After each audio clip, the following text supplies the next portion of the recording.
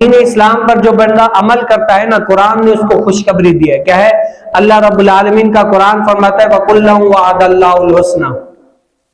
اس قرآن کی آیت مبارکہ، اس تفسیر کے اندر مفسرین کے مختلف آرائے ہیں، مختلف، لیکن اکثر مفسرین نے یہ فرمایا ہے کہ وَكُلًّا وَعَدَ اللَّهُ الْحُسْنَى کے تحت جو ہے نا، اللہ رب العالمین نے ہر مومن کے لیے کیا ہے؟ جنت کا وعدہ فرما دیا ہے.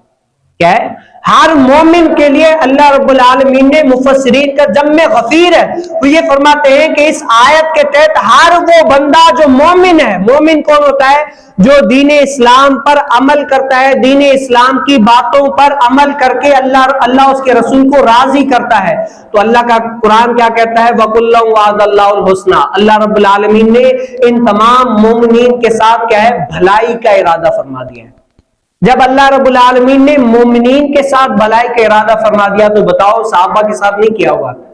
صحابہ کے ساتھ تو، صحابہ کی شان تو عرفہ و اعلیٰ ہے، اس سے بھی کئی سو گنا، کئی سو کیا خرب سو گنا اس سے بھی بڑی عرفہ و اعلیٰ ہے. تو اللہ رب العالمین نے ہر صحابہ کے بارے میں یہ فرمایا کہ صحابہ کے ہم نعرہ بھی لگاتے ہیں ہر صحابی نبی جنتی جنتی. لیکن کچھ لوگ ایسے بھی ہوتے ہیں کہتے نہیں صحابہ جنتی نہیں ہے، معاذ اللہ صبح معاذ اللہ. کیوں؟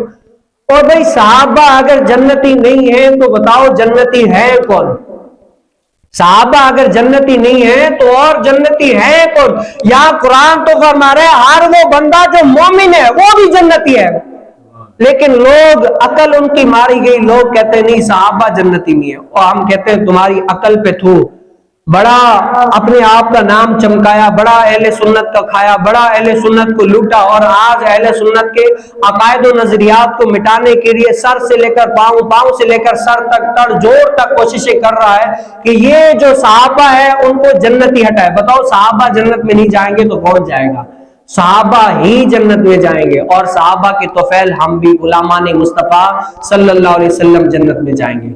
تو اللہ اور اس کے رسول سے یہ دعا کریں کہ اللہ رب العالمین ہمیں جنت میں جانے کی توفیق نصیب فرمائے، اور ایسے شر بس عناصر بد عقیدہ لوگوں سے بچنے کی توفیق نصیب فرمائے.